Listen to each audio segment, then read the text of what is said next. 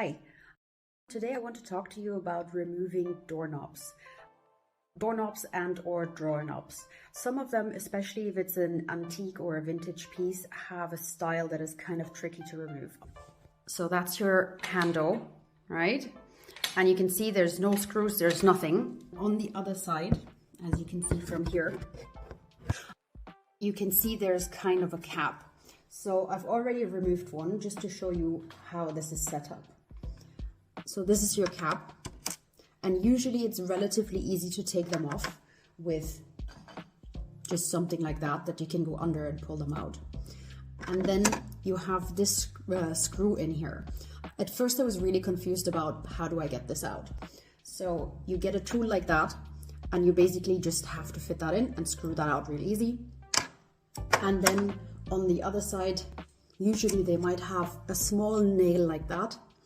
And again, you can just go under that with this tool and pull it out, and that's basically it. This one is a bit stuck and it's a bit tricky, so it might take a moment.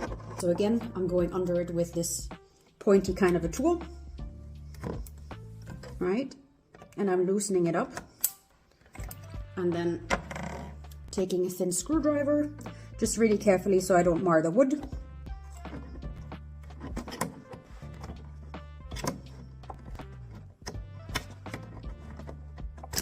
Here you go, out it is.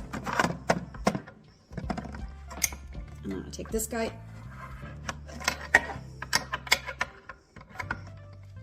Helps if I turn it in the right direction.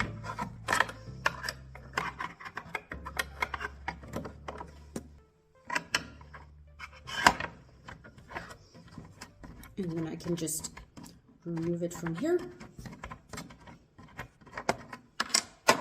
Now you can see from this side, it is loose, and even if it wasn't loose, I would just go under this, and then I'll pop it out so that I can remove the small nail without damaging my wood. There you have it, that's all.